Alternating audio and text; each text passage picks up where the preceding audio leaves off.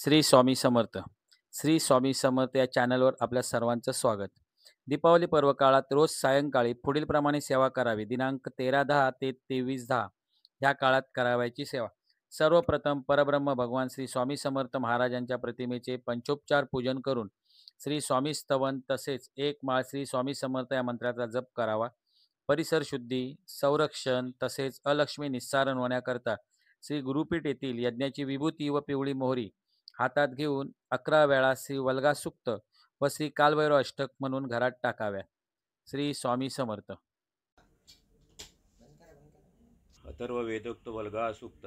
यां ते चक्रुरामे पात्रे यां चक्रुमिश्रधान्ये आमे मांसे कृत्यां यां चक्रू पुनः प्रतिहरामितां यां ते चक्रू कृकुवाकावजे वायां कुरीरिणी अव्यां ते कृत्यां यां चक्रू पुनः प्रतिहरामितां यान्ते चक्रुरेकशपे पशूनामुभयादति गर्दभे कृत्यां यां चक्रू पुनः प्रतिहरामितां यान्ते चक्रुरमूलायां वल्गं वा नराच्यां क्षेत्रे ते कृत्यां यां चक्रू पुनः प्रतिहरामितां यां ते चक्रुर्गार्हपत्ये पूर्वाग्ना उत दुष्यिता शालायां कृत्यां यां चक्रू पुनः प्रतिहरामितां यां ते चक्रुसभायां या चक्रुरधिदेवने अक्षेषु कृत्यां यां चक्रू पुनः प्रतिहरामितां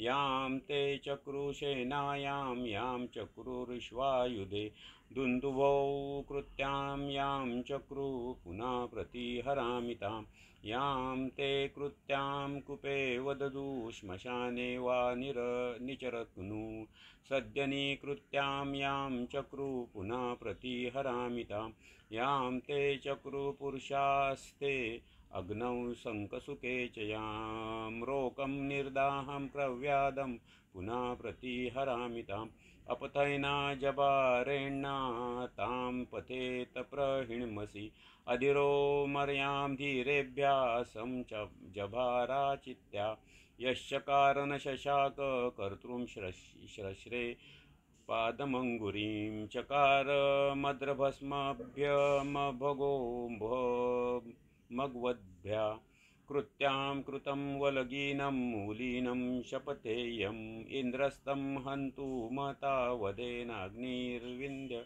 त्वस्तथा इति श्रीवल्गास्तोत्र संपूर्णम्.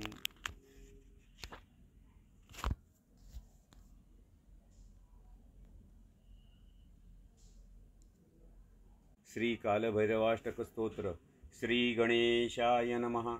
ओम देवराज्यसेव्यमान पावनांघ्रिपङ्कजं व्यालयज्ञसूत्रमिन्दुशेखरं कृपाकरं नारदादियोगिवृन्दवन्दितं दिगम्बरं काशिकापुराधिनाथ कालभैरवं भजे. भानुकोटिभास्वरं भवाब्दितारकं परं नीलकण्ठमीप्सितार्थदायकं त्रिलोचनं कालकालमम्बुजाक्षमक्षशूलमक्षरं काशिकापुराधिनाथ कालभैरवं भजे. शूलटङ्कपाशदण्डपाणिमादिकारणं श्यामकायमादिदेवमक्षरं निरामयं भीमविक्रमं प्रभुविचित्रताण्डवप्रियं काशिकापुराधिनाथ कालभैरवं भजे.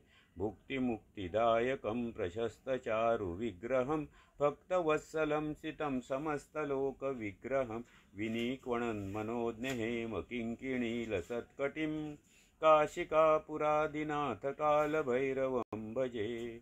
धर्मसेतुपालकम् अधर्ममार्गनाशकं कर्मपाशमोचकं सुशर्मदायकं विभुं स्वर्णवर्णशेषपाशशोभिताङ्गमण्डलं काशिकापुराधिनाथ कालभैरवं भजे. रत्नपादुकाप्रभाभिरामपादयुग्मकं नित्यमद्वितीयमीष्टदैवतं निरञ्जनं मृत्युदर्पनाशनं करालद्रष्टमोक्षणं काशिकापुराधिनाथ कालभैरवं भजे. अट्टहासभिन्नपद्मजाण्डकोशसन्ततिं दृष्टिपातनष्टपापजालमुग्नशासनम् अष्टसिद्धिदायकं कपालमालिकन्धरं काशिकापुरादिनाथ कालभैरवं भजे। भूतसङ्गनायकं विशालकीर्तिदायकं काशीवासलोकपुण्यपापशोधकं विभुं नीतिमार्गकोविदं पुरातनं जगत्पतिं काशिकापुरादिनाथ कालभैरवं भजे।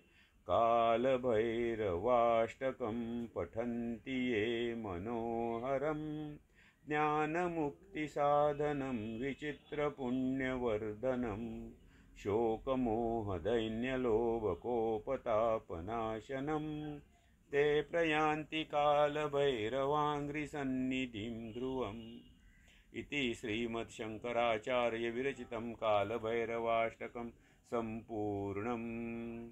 श्री स्वामी समर्थ महाराज की जय।